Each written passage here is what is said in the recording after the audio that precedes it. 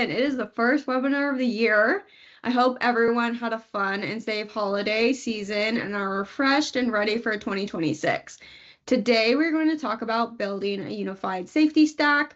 There are tons of options out there for fleets to implement into their safety program, but how do you really get the most out of this solution? And how do you know that the safety package you have built is really fit for your fleet? Today, I have Ted with me from Lifesaver Mobile here to cover the questions submitted by you guys on building a unified safety stack that fits your fleet's safety and compliance goals.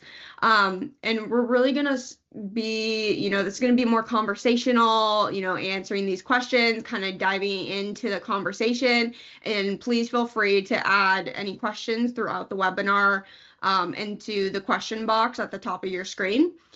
Before we jump into our discussion, I will just let everyone know that this will be recorded and provided to you via email after the webinar, as well as it'll be available on our LinkedIn and our website. So with that being said, we have some good questions to go through, so let's jump right into it. I want to really start with, there are some questions specifically about distracted driving and cell phone use, and that's kind of where Ted's, niche really is with Lifesaver Mobile. So I want to start with those.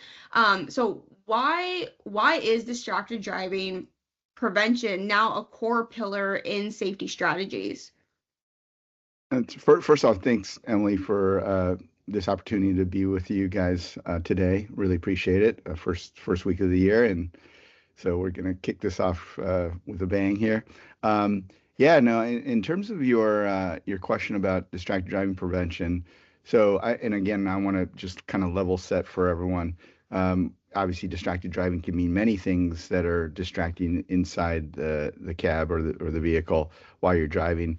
I'm going to use it today to be specific to, obviously, what kind of a lot of people are starting to use that term to synonymously represent, which is phone distraction or mobile device distraction, phone or tablet.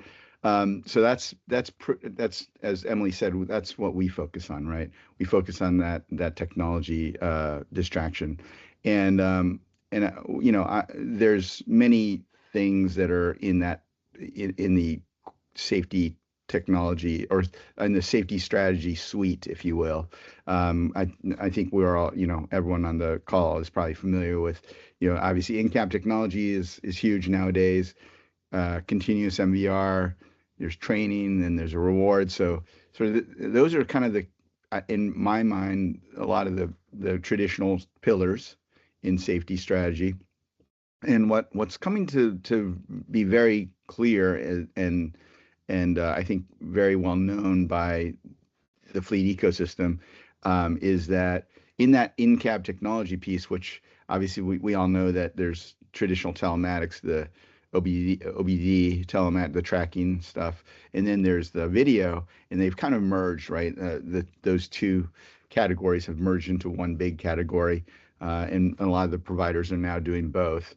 But what's really very come to bear, and everyone's kind of realizing this, is none of that stuff really truly tackles the phone distraction piece, and that is the number one cause of crashes. You can talk to any insurance provider. I'm sure you guys all have either traditional insurance or you some sort of captive, or you have or you're self-insuring.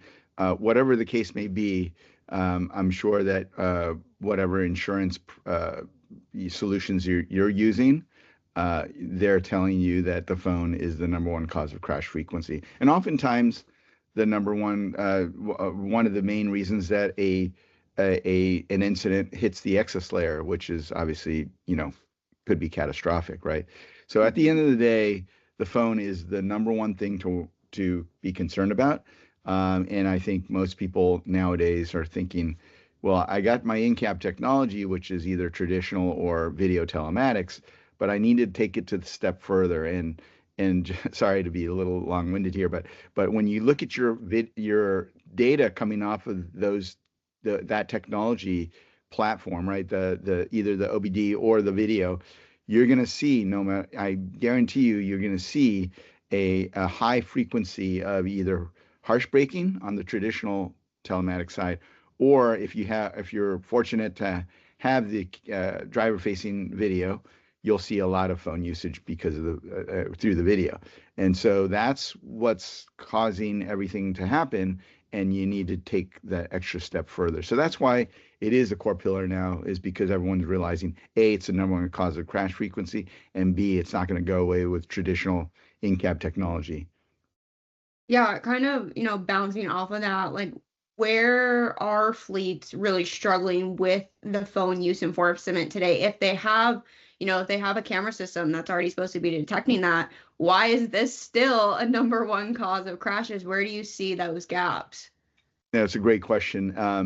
And honestly, obviously when someone comes to us, they're already kind of saying, yes, I still have the problem. But that's the key, is that I think, at the very core of this problem is that the phone is a unique distraction, right? I talked about distracted driving as so many different things, right? And it is, but when it comes to phone distraction, or, mobile device distraction, it is uniquely an addiction, right? It's CDC's called it that. And there's so much science behind the fact that these devices have been programmed or designed to be addictive for humans. So not just, not not just fleet drivers, but all people, right? Humans are susceptible to this addiction. Most people are. I'm not saying everyone, but most people are. And so if that's the case, which again, science has said so, then that's what we're struggling with today. And so the only way to really combat that is to take, in my opinion, or in our opinion, our company's opinion, a more of a stick approach than a carrot approach. It's really the only addiction that is truly like that, or I'm sorry, the only distraction that's truly an addiction. All the other distractions in cab are not addictions, but the phone is, right? So that's what's unique about this, is the phone is an addiction, and every vertical you can think of has this problem. Even the gray fleets, right? If you're driving, I mean, I'm not sure, in the audience if anyone's running a gray fleet, but as you're thinking about, your drivers who are driving personal vehicles for work purposes, and you're reimbursing them for mileage or whatever, that's the liability to the company, right? Because you're in reimbursing that mileage. So gray fleets are susceptible, and that's actually just to kind of point that out, that's where traditional telematics can't play a part, right? You're not going to get uh, OBD device or a camera inside a personal vehicle, right? So it really is all across the board. We see it in delivery, last mile delivery, we see it in sales, we see it in field service, government, everywhere. Yeah, there was a question kind of regarding those who use like a personal phone that I have kind of a little bit later, so we can come back and Mhm. highlight that a little bit more. But I think it's bringing that perspective of your phone is an addiction. I mean, these people who built this technology, they're very smart, right? They Mhm. want you to consume, and so Yep. we're doing it, right? So it's a really unique position on that. Um, with every kind of, we'll call it like big brother type of technology that's implemented on drivers, there's always that fear that, drivers are going to be feeling like they're being controlled, that they're just being completely watched over, like there is someone who is sat at a desk completely just watching video footage the whole time. How do we enforce safe phone policies without feeling like we're being controlling over our drivers? That's a great question. So our philosophy with the technology we've designed is to do no harm. So number one, we don't ever want to be a friction point for lower productivity, right? So got to stay productive. This is all about living in the practical world, right? We understand that drivers have to stay productive, right? That we're running a business where this is without the business, you don't have you don't have something grow, right? And so it's absolutely important that we don't affect that in any way, shape, or form. But at the end of the day, um, there's a lot of a downside, right? With if you don't get if you don't try to restrict these people, restrict your drivers from using their phone when they're not supposed to be. So we get in the way of that process when they try to do that, right? Without becoming big brother and like just locking down the phone. That's not our goal, right? Our goal is to get in their way, to remind them that they're doing something wrong, and to force them to learn a safer way, which is really important, right? That forcing people to find a different way. And most people, I just give a perfect example. Most people don't know that like voice commands and Siri and all that, that is so powerful. You can do so much with Siri and the Android equivalent, but people just don't know that, and they don't want to try to know that because they're not forced to know that.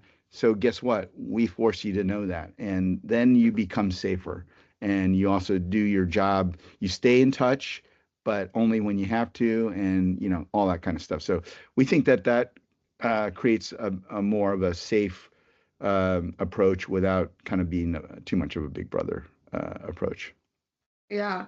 Approaching it in a different way, obviously, it's still that top number one issue for crushes. And so what we're previously been doing historically clearly is not working, or it's not, doing enough. So, bringing forward that, we need to look at this at a different perspective. I think it's a really good thing to kind of bring up to the industry, especially in an industry that has been a little bit hesitant on technology historically. We kind of feel that from our driver file management and our fleet software. A lot of people are still doing things on paper. I mean, they have a huge file cabinet in their office, and they're doing paper, and it's hard to kind of move away from that comfort of paper and what Exactly. but there's a better way out there. There's a better way, and we gotta just work to the forward thinking fleets are already moving forward with that,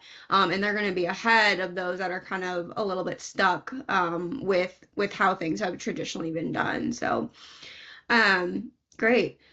Um, how a little bit more just on kind of the fleet rollout and like pushback from drivers. How do you suggest a fleet rolls out a new tool with buy-in instead of pushback?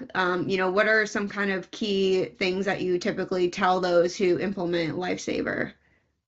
Yeah. So first off, our technology works on Android or Apple devices. It can work on a work phone or a work device or a personal device. So it doesn't really matter. Deployment wise, obviously, it's easier because you're not going to get the pushback from someone, or you shouldn't get pushback from someone if you're doing it on your company device, right? Because it's your phone or tablet, you own it. You should be able to do whatever you want with it, right? So there shouldn't be much pushback from that perspective, right? I want to talk about personal phones. Obviously, yeah, you're going to have a lot more challenge there. There's I would say most of our business is on the company device, just being totally transparent about that. But at the end of the day, we've had some really good success stories on fleets with personal devices, personal phones. But the short answer, without getting into more detail, and obviously feel free to contact us after the call anytime, is to understand if you have the conviction and the leverage to do this on your personal phones, right? And some companies do, right? And I'm not saying there's no judgment here, but it does take that conviction and leverage. And we have ways to help you with that process of conviction and leverage, um, or at least the leverage part. And we think we have the best sort of playbook there is uh, to to to asking people to enroll their personal phone into this program. So we'd love to talk to you more about that. Now, in terms of Emily, back to your question about rollout, I think training the trainer is obviously the way we approach things. So we obviously get buy-in from all the managers first, and that's a really important part of the process. And then we've seen, over the last few years, a lot of success from companies that, it's just all about top down and who's taking it seriously, and whether they have someone who's really dedicated to that role of fleet safety, and is willing to take the lead, in doing that. If you have that person, and it's not just for lifesavers, it's for all fleet safety, right? That's going to go a long ways to getting this buy-in. And so we've had fleets of 1,000 or more rolling out in just a few weeks, right? And it really is about on the work device. And I'm sorry, I'll just wind this up in a second. But on the work device, it's very easy to deploy our solution at scale in one fell swoop, because there's work devices are typically managed by software, and you can just push our app down on every single device all at once. But the key part that you were referring to is the buy-in, right? You gotta lay that groundwork with not only the managers but also with the employees. And we've done, obviously every company's different. So with the onboarding process, we typically always train the trainers, but sometimes if they ask us, if our customers ask us, we'll do like all hands, driver, or branch by branch driver meetings, so that obviously virtual, to help people answer questions and stuff like that. But we've been doing this for a long time, so we understand that every fleet is different, and getting buy-in is different in each case. Yeah, and then from, perspective of buy-in from typically, the conversation about buy-in is from drivers, but you could have pushback from your safety managers or your terminal managers as well, because they potentially might see this as, okay, well, now I have another thing that I have to manage and keep track of. And so from that perspective, what we've done, right, between DQM and Lifesaver in particular, is we've integrated where it is one platform to see all that data, and you're still utilizing, the technology that Lifesaver has built, but it's a little bit more digestible because you're in one source of truth. And that, could go for any type of safety, cameras, anything that you're using for safety or behavior tracking of any sort. Having that kind of one place where your managers can land, that's going to be a little bit easier for them to digest, instead of now having to, potentially learn some new, a new database.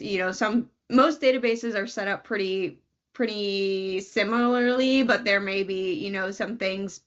But being able to have that connection, I think, is really gonna strengthen the safety package overall, not just having the pushback from the drivers, which, I think that's a whole topic in its own. But since we're on the topic of rollout in particular with managers, just having that integration that we've built has really helped bridge the gap of not, trying to remember how to utilize a system, because our drivers are going to be well behaved and not use their phone, so they're never going to have to go into Lifesaver, right, to see the data, because they're just going to be great. But the reality is that they need to be able to see that data in real time. So having a platform that is integrated, depending on what you're using, is super helpful. How I do want to touch on the topic a little bit about drivers, kind of back to that, controlling, overlooking. I think the managers or whoever is really communicating to the drivers that they're rolling this out, that they need to understand why they're doing this, and that it's not, back to there's someone sitting at a desk 24/7 monitoring what they're doing, but it's really for the protection of the driver. And that, hey, if you do have somebody who pulls out in front of you because they see an 80,000-pound vehicle with a big fat insurance, backing them, it happens every day. It happens all the time, and Every day. and the camera footage is great. but sometimes the camera footage cuts out or it doesn't see what happened essentially. And so if you can go back to the lifesaver data, you can see, look, I wasn't on my phone, I wasn't distracted, and it's just another piece of that puzzle that you Mhm. could protect your drivers against them, dealing with these false claims. Do you have anything else to kind of add on that topic in particular? Yeah, I mean, in the messaging to the drivers, right? I think that's so important to getting buy-in, as we talked about earlier. And I Mm-hmm. think, and this is kind of, layering on top of what we already discussed today, but the phone is an addiction, right? So we all know that everyone needs help. It's not just, fleet drivers. And so, you're a human like everyone else, and everyone needs help. So it's nothing, we're not, there's nothing unique about, this problem. It's across the board. And then the Mm-hmm. second thing I would say is, it's a little bit, overused, but it's true. It's like, and you want to, there's no substitute, in my opinion, for the message that, it's all about getting you home, to your family safely after work. So, like those two things, I think are key, key points to make in the messaging to the drivers. Mm-hmm. So, with that, there are going to be drivers who just have more offenses, right? But long term, we want to be able to use this data and use it for coaching and use it for training and use it for annual reviews and stuff like that. Do you see more of a shift or more people going towards more of like a positive reinforcement type of training structure or more of corrective action training structure or a combination of both when they get that data? Yeah, well, definitely it's a combination of both. So I'll take the easy answer there. Yeah.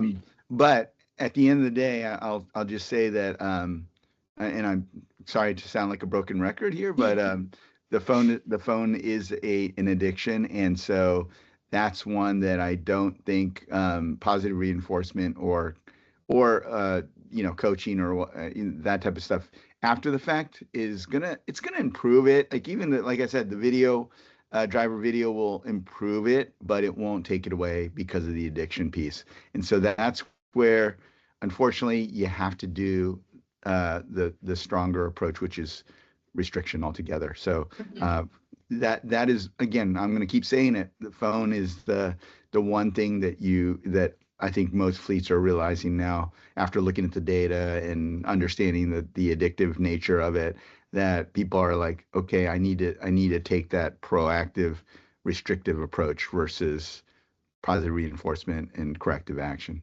Yeah. Um, we are getting close to our time, but we can go over, we just have some good questions here, specifically more on insurance and liability and risks, that fleets are facing today. We've established that it's the number one, cause of accidents and distracted Mhm. driving and everything. Can using tools like this and having a safety stack that includes, that next level, how can that really help companies with their risk and in their insurance and, Mhm. all of that, everything that encompasses from why we're tracking safety data, why we're tracking risk data, other than we want our people home safe and sound, right? There's that Sure. monetary, Yeah, the ROI to the incentive with company. Yep. insurance, right? Yep. So how do you, thoughts on that? Sure, sure, sure. I've got lots to say, but I'll keep it short. Hmm. So yeah, first of all, it all starts with fewer accidents, right? If you have fewer accidents, and you guys all know that, obviously with the uh, the environment of commercial auto insurance, in the last 15 years, it's not been great, and you could have zero accidents or a clean sheet, and you're still going to get a premium, increase because the industry is losing money hand over fist. And so there's that. But at the end of the day, if you control your acts and control your crash frequency, that's the starting point. Then you have the power and the leverage back to you versus giving it to the insurer, right? And then you have the option to do a lot of things, right? you go shop around. Obviously, your broker will help you do that, or you can take it in house and just self-insure. We've had some amazing examples of that, right? One company, a trucking fleet, with over about close to 800 vehicles. They use they have they had telematics, or they have telematics, but they used our solution for 3 years with no cameras, zero cameras, and they lowered their crash frequency by 67%, which allowed them to take control, as I said earlier, and go and they did the analysis and they said, you know what, we're going to be self-insured from now on. Now, obviously, they still have their excess layer, and again, 20 firms were competing for their excess layer. But at the end of the day, it gave them the power and control and the leverage to say, I'm going to do this instead. And then guess what? They saved a ton of money from self-insuring that first layer. So that's the ROI that we're talking about, right? It gives you that power to do that. And the other thing I want to say about this insurance piece is we're going to be adding in very, like Q1, Q2 this year, we're adding a feature for crash probability scoring, which will allow people to understand, and not only the fleets themselves, but you can take this scoring to your insurance provider and be able to kind of let them look at the data and say, hey, this is how I'm going to price your risk, because I have something very very, very tried and true to understanding what the risk of the fleet is going forward. So I'm really excited to have that come out as well. But at the end of the day, it's all about fewer. It all starts with fewer accidents. Yeah, that's such a amazing statistic. When you shared that with me a couple weeks ago, that's crazy. That is a huge turn. Most sometimes you get like 10, 15, 20%, of a change, but that's crazy. That is a huge, huge difference. So it really speaks to yourself, making sure that you're taking that extra step, right? And making sure that you are utilizing all the data and all the tools that are out there and creating that safety stack that's really going to be beneficial for your fleet. And with your customer in particular, that it was super beneficial for their fleet. They found a solution that was really mattered for what they were trying to adjust for. So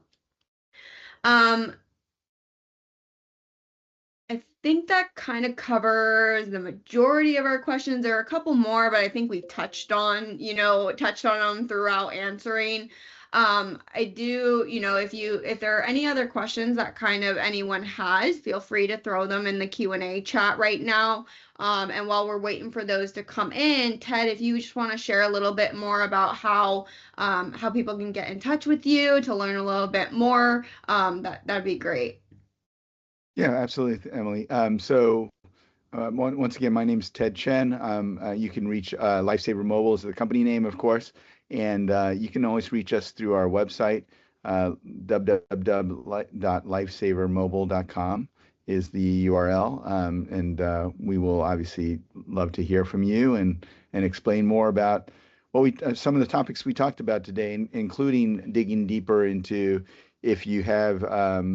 If your main goal is to figure out a strategy for mitigating personal phone usage behind the wheel, we have, I think, one of the best approaches to help fleets with that, with finding leverage to do that, right? And as I mentioned earlier, that company that saved all that money and self-insurance and all that, they actually did that on personal phones. So we've had some really good success there. We think we have the right playbook, if you will, for how to go about doing it.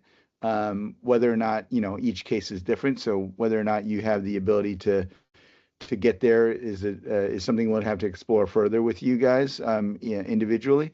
But please feel free to reach out at www.lifesavermobile.com. Thank you so much. Yeah.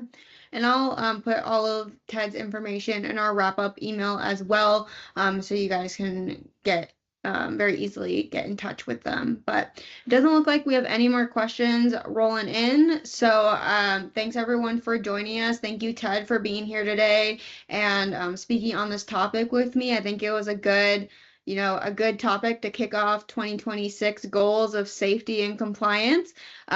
Stay safe, stay compliant, and keep driving success. Thank you so much, everyone. Have a great weekend.